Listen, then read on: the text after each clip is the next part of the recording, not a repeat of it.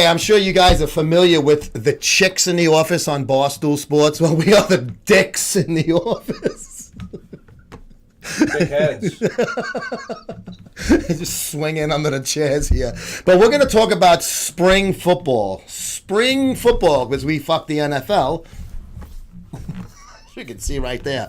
But this is a mini helmet of the New York, New Jersey Hitmen of the original 2001 XFL, which is coming back in 2020. The AAF is starting this February, 2/9/19 NFL pro football returns. Excuse that slip of the tongue. Mm-hmm.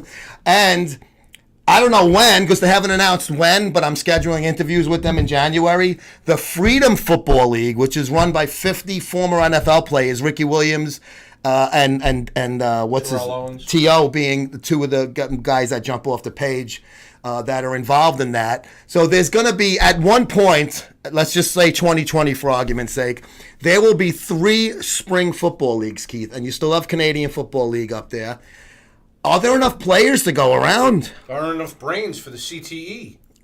Well, yeah.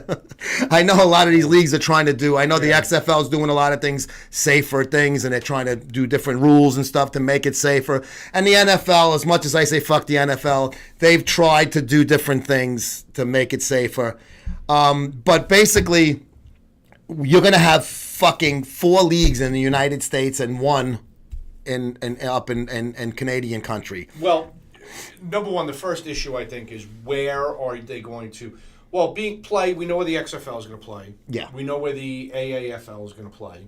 Yeah, well, yeah, they're starting right after the Super Bowl. This league will probably maybe grab some colleges or, something along those lines. Where are they going to be seen? You figure ESPN would probably lock up the AAFL. Well, AAF is on CBS. Okay. That's already done.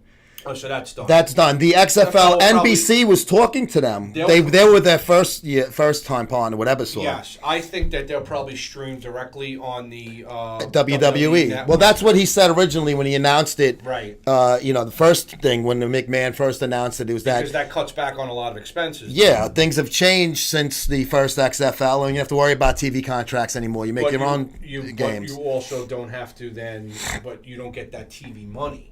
Well, that's of course. But if NBC wants them, they're going to pay for them, and they're going to take it. They'll be able to. There'll probably be a game of the week, which would leave them opportunities for other games to stream on their computer. And I know that USA Network, which carries Monday Night Raw, and I believe one of the Fox Sports networks has signed on a contract to carry the SmackDown version of their wrestling. The WWE, so that Fox, could possibly be, where the XFL, although it's supposed to be an entirely different entity, that might be where they end up.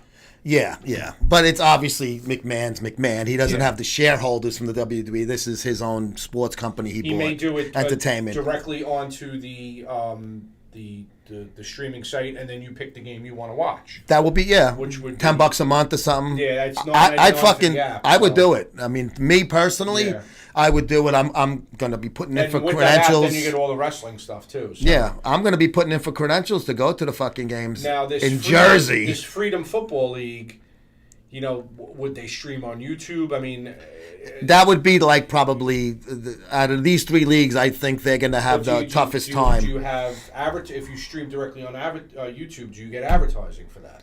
Well, it would be depending on. That's how they're going to have to make their money, because they're not going to be able to cover. Nobody's going to pay to watch them. They're not going to cover their expenses on attendance alone. No, and they're saying, and Jeff Garcia said on their website, it's not going to be like a step down. They're looking for top players. But, of course, they have to say that. How many top players are going to be available? Right. You might get guys that are older that have stopped playing in the NFL. To me, a perfect candidate for the Freedom Football League, the way they're marketing, would be a Colin Kaepernick, the way they're marketing it. So that would be, I would be interested in seeing, just because I don't like a guy doesn't mean I'm not going to watch to see his performance. I don't have to root for a guy to watch him. Mm-hmm. I could be a sports writer and watching it to cover it as a sport.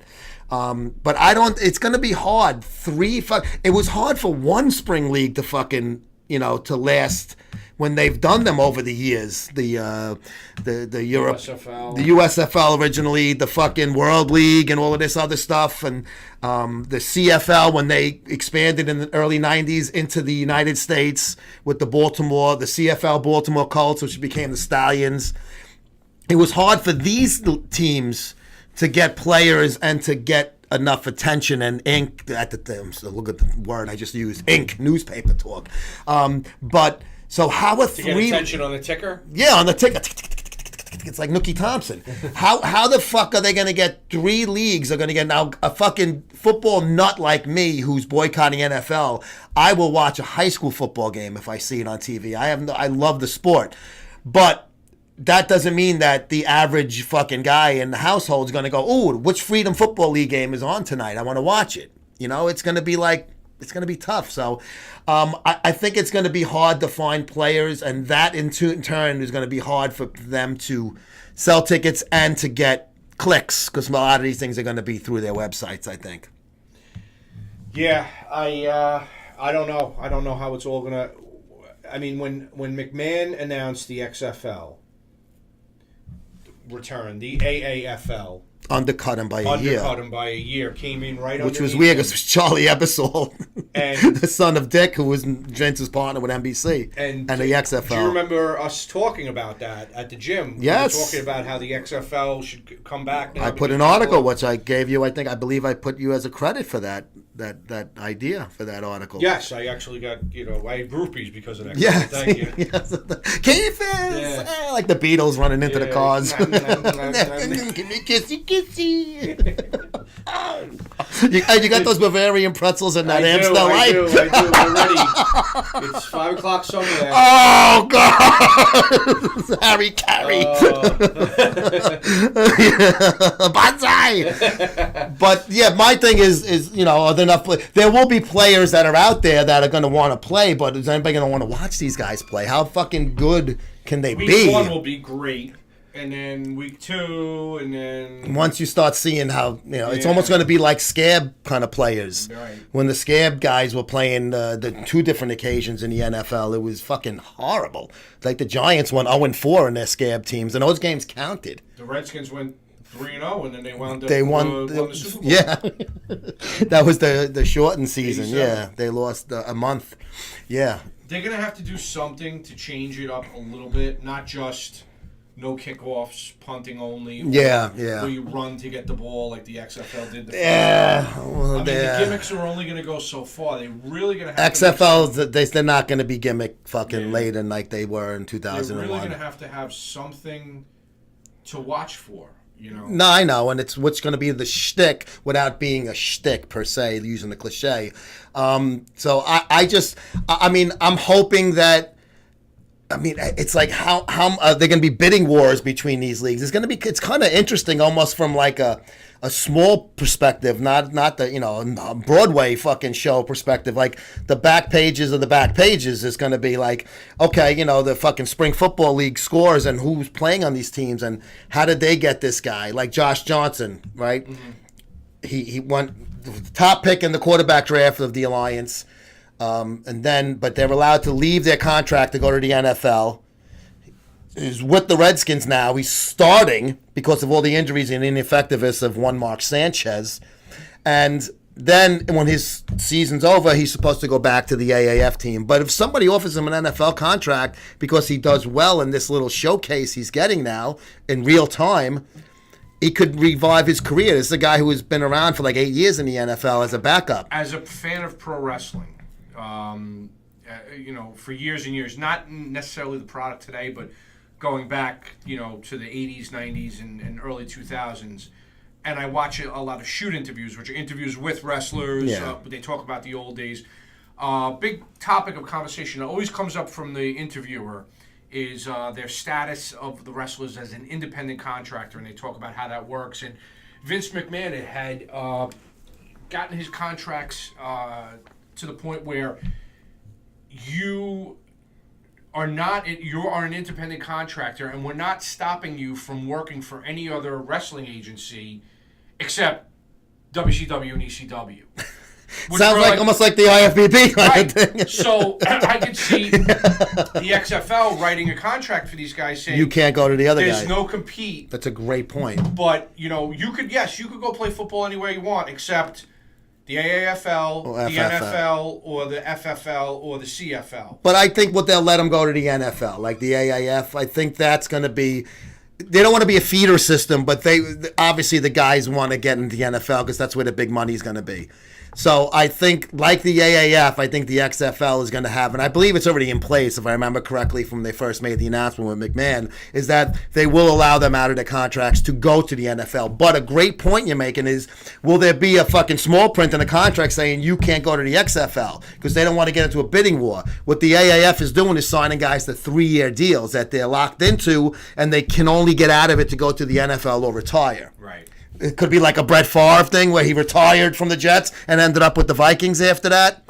And he knew he wasn't going to get there by way of Green Bay because they fucking hate each other. So it's that to me is probably the way it's going to be, is where you can go to the NFL, but you can't go to the XFL and vice versa for respectively for the other 2 out of the 3 teams. It's going to be interesting. It's going to be interesting, yeah. You got to remember something too along the lines of the pro wrestlers. They are not unionized on any level. No.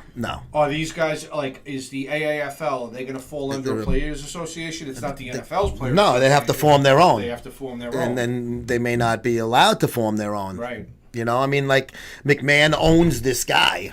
He goes to the WCW. You can't bring that name with him. Hence, right. Razor Ramon, perfect example. He went to Scott Hall, and then the new Razor Ramon came. But that's what was so good about the wrestling, because you never know who was going to show up. I mean, is a guy going to score 10 touchdowns for the New York XFL team one week, and the next week, oh my God, that's Joe Pietaro from the Hitmen. He's playing quarterback for the AFL Birmingham, South Jersey. Yeah.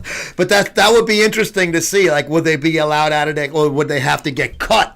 Like when Razor Ramon's contract was up, right? He got released, and then he went to the WCW, the whole Outsiders, which the NWO, which born that whole fucking thing. So looking forward to the spring football leagues. I know I'm a lot more into it than you are. You're kind of like, you're looking at it almost as if it's like a minor league kind of thing, and in a way it can. I'll see. Can well, be. So Yeah. I'm with very skeptical eyes and guarded optimism, but to me, I miss watching football. I'm not going to lie. I will not relent and give in to the NFL. That's for life. I don't give a shit what they do. But I'm hoping that one of these 3 leagues does survive for the long term and be a viable option to watch football after the Super Bowl. My prediction, it's the AAFL, and they're a feeder league, a minor, like a AAA. A AAA kind of thing. Well, a lot of people are thinking they should try to form like a D League kind of alliance, which the NBA tried it with the CBA when Isaiah Thomas was the CBA guy and he ran it into the fucking ground, and that ended. Same thing with the Knicks. And and that lady, Anucha, whatever the fucking name is. But I think you got a good point. There's a lot of NFL connections with the AAF, with Polian being the guy, and Ebersol's kid being there, and football is it on NBC? I don't even know. I haven't watched in years now. No, well, Sunday night, yeah. And we're waiting all day for Sunday night. That blonde country broad there. That I'd love for her. And that's the premium game. I mean, with the matchups, that Sunday night is the flex games. They actually have the flex game. So NBC still has a good relationship with the NFL, and they're going to be with the XFL. So does that skew anything, or does it help anything? But it seems like the AAF may be the one that stands the tallest at the end of the day, because McMahon could fold this XFL thing and not even bat an eyelash like he did last time. Take the loss and move on. He still has wrestling. He's still a billionaire. He's still the mogul.